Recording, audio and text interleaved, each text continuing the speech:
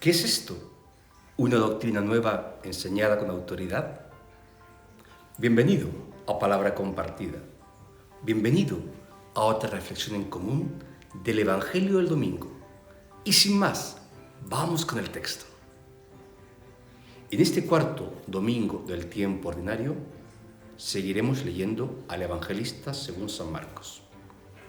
Recordemos que en el domingo anterior comentamos el pasaje donde Jesús va a llamar a los primeros discípulos que junto a él van a iniciar la misión del reino.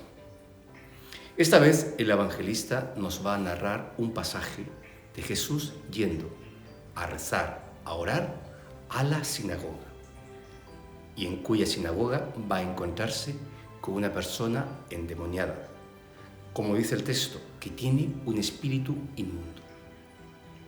¿Qué es lo primero que va a hacer Jesús? Como buen judío piadoso, va a comentar las Sagradas Escrituras. Y de su comentario, lo primero que va a acontecer es la sorpresa de aquellos que están escuchando, porque su comentario no es como el de los rabinos, no es como el de los letrados de su entonces, es simplemente una nueva doctrina.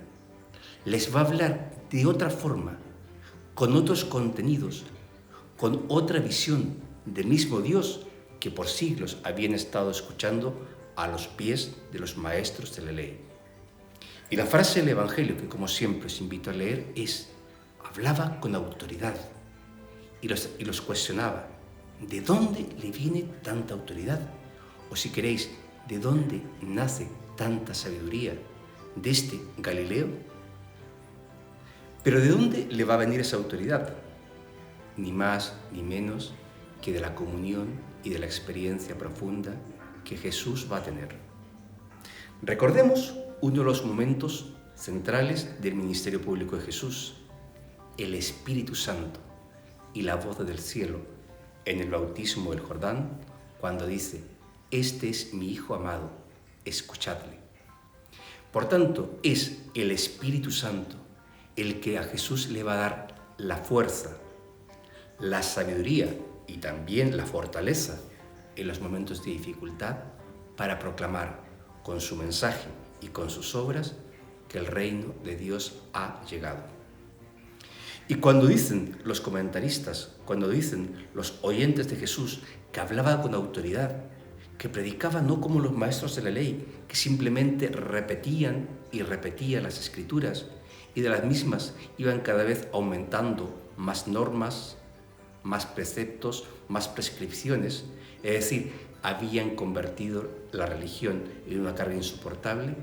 Jesús, con su predicación, con su nueva forma de entender a Dios, los va a liberar de todas esas ataduras, mostrando primero que Dios es un Dios Padre, que ha venido para todos los hombres y mujeres de buena voluntad, y que nosotros somos sus hijos y estamos en las manos de ese Dios que nos quiere y que tiene para todos y cada uno de nosotros un proyecto de amor.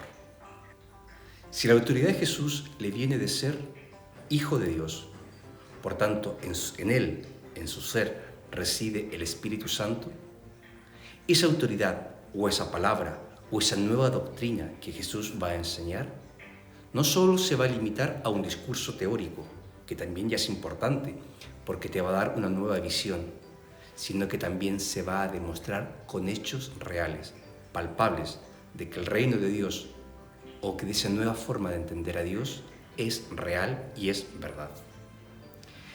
Y en esta sinagoga va a acontecer uno de los primeros milagros. Va a curar a un endemoniado que tiene un espíritu o varios espíritus inmundos. ¿Qué es un enfermo en tiempo de Jesús? Lo habremos dicho muchas veces y lo habréis escuchado también. Simplemente la enfermedad es causa o es la consecuencia de un castigo, de una falta, de un pecado. Pero también un enfermo en tiempo de Jesús es una persona que no puede juntarse porque en sí misma está reflejada la impureza. Por tanto, hay que apartarlo socialmente. Es decir, estigma religioso y estigma social. Jesús, cuando les va a devolver la salud física, los va a reintegrar en la comunidad religiosa y también en la sociedad para que puedan vivir con la dignidad de personas. Pero este caso es distinto a los otros que vamos a ver después. Otro tipo de curaciones, ciegos, leprosos, sordos, etc. Este es un endemoniado.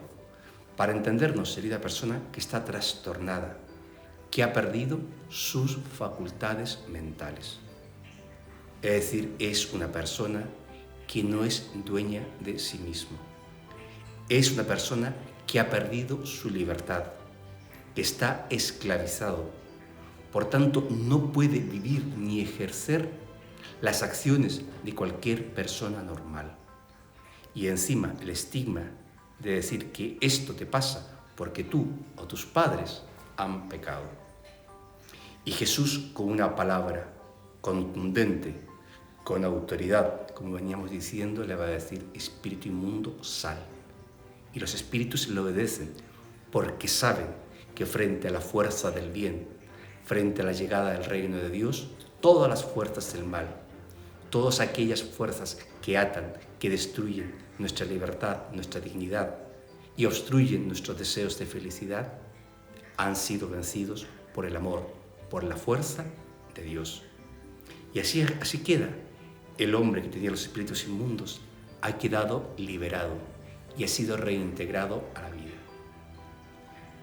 Cuando llegamos al final de la reflexión, nos tenemos que preguntar: ¿qué nos querrá aportar? ¿Qué nos querrá narrar a nosotros este relato del endemoniado y de la autoridad con la cual Jesús predicaba? Primero, la autoridad de Jesús es la autoridad que nosotros, como sus discípulos, 21 siglos después, tenemos.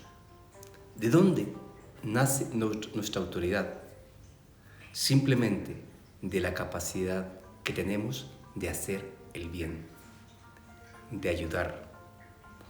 Una iglesia tiene autoridad, un cristiano tiene autoridad cuando se desvive por los demás, cuando es capaz de dar lo mejor que tiene, ayudando a que otros vivan, ayudando a que otros puedan realizarse como personas.